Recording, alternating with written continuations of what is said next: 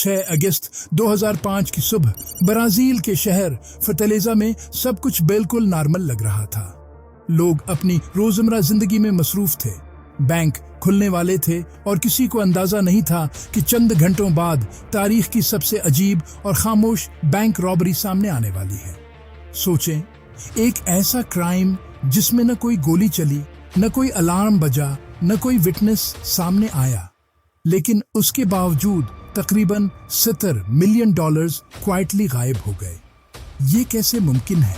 क्या ये अंदर का काम था या फिर कोई ऐसा मास्टर प्लान जो मूवीज से भी आगे था?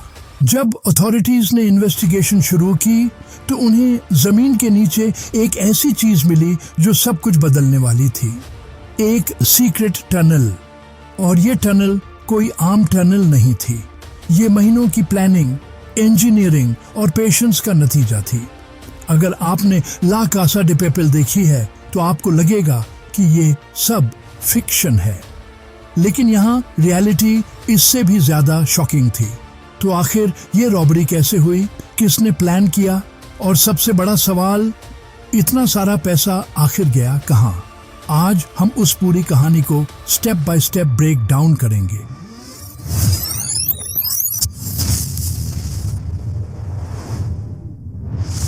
ये सब कुछ अचानक नहीं हुआ था। इस रॉबरी के पीछे महीनों की प्लानिंग थी। इस पूरे प्लान का मास्टरमाइंड एक शख्स था जिसे लोग अलीमो के नाम से जानते थे, लेकिन वो अकेला नहीं था। इसके साथ एक और अहम शख्स था, फर्नांडिन्हो, जो इस ऑपरेशन को फंड कर रहा था। यानी पैसा भी इनका और प्लान भी इनका। उन्होंने एक टीम बनाई तकरीबन 30 से ज्यादा लोगों पर मुश्तमिल, लेकिन ये कोई आम क्रिमिनल्स नहीं थे।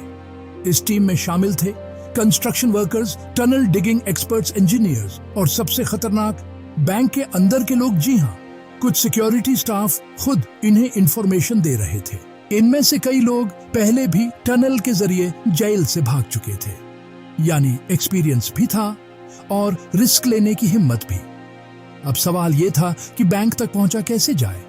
डायरेक्ट अटैक इम्पॉसिबल था, क्योंकि सेंट्रल बैंक की सिक्योरिटी बहुत स्ट्रांग थी। तो उन्होंने एक डिफरेंट अप्रोच चूज की। उन्होंने बैंक के करीब एक घर रेंट किया, लेकिन ये कोई आम घर नहीं था। ये उनके प्लान का स्टार्टिंग पॉइंट था। अब एक प्रॉब्लम थी, अगर वो यहाँ खुदाई शुरू करते तो इतनी ज्यादा मिट्टी निकलती कि लोग शक करते। उसका सॉल्यूशन क्या निकाला? उन्होंने एक फेक बिजनेस खोल दिया, एक आर्टिफिशियल ग्रास की शॉप, जिसका नाम रखा गया ग्रामा सिंथेटिका। बाहर से देखने में ये एक नॉर्मल लैंडस्केपिंग कंपनी लगती थी, लेकिन हकीकत में ये हिस्ट्री की सबसे बड़ी रॉबरी का कवर था। यहाँ से ट्रक आते, मिट्टी ले जाते और किसी को शक भी नहीं होता। पड़ोसियों के साथ फ्रेंडली रिलेशन बनाए गए, फेक बिल्स बनाए गए, सब कुछ परफेक्टली प्लान्ड था। और इसी सिंपल सी शॉप के अंदर एक ऐसा प्लान तैयार हो रहा था जो दुनिया को हैरान कर देगा। अब असल काम शुरू होने वाला था, टनल डिगिंग। मई 2005 में जब सारी प्रिपरेशन कंप्लीट हो गई, टीम ने घर के अंदर से तकरीबन 4 मीटर नीचे जमीन खोदना शुरू किया। ये काम आसान नहीं था। एक वक्त में 6 से 7 लोग मुसलसल काम करते। उनका सिस्टम बिल्कुल मशीन की तरह था। एक आदमी मिट्टी खोदता, दूसरा इसे बोरी में भरता, तीसरा बोरी को बंद करता और चौथा उसे रस्सी के जरिए बाहर निकालता। ये प्रोसेस दिन रात चलता रहा। लेकिन सबसे बड़ा चैलेंज था इतनी सारी मिट्टी को गायब करना। उन्होंने क्या किया? रात के वक्त ट्रक्स के जरिए मिट्टी शहर से बाहर ले जाकर फेंक दी जाती, फेक गार्डनिंग प्रोजेक्ट्स के नाम पर।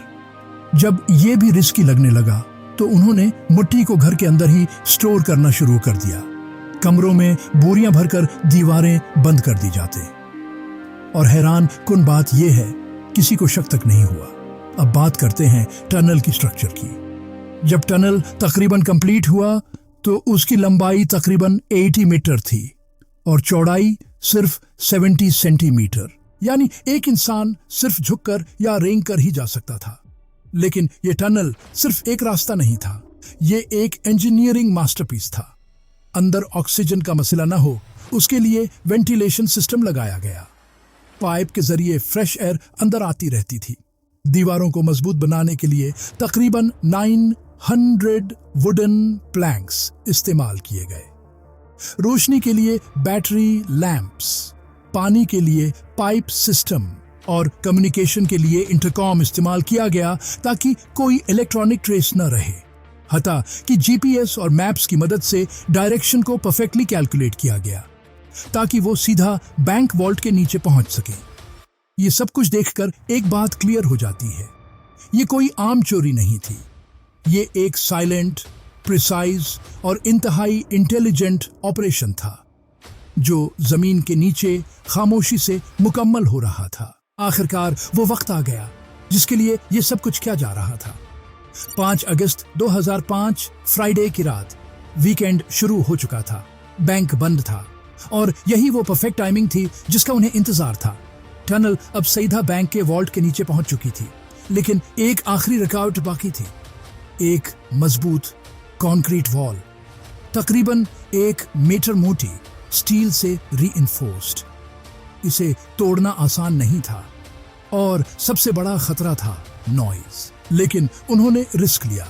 हेवी टूल्स इस्तेमाल किए गए, कटिंग मशीन्स, हाइड्रोलिक इक्विपमेंट और तकरीबन 3 घंटे की मुसलसल मेहनत के बाद आखिरकार दीवार में सुराख हो गया।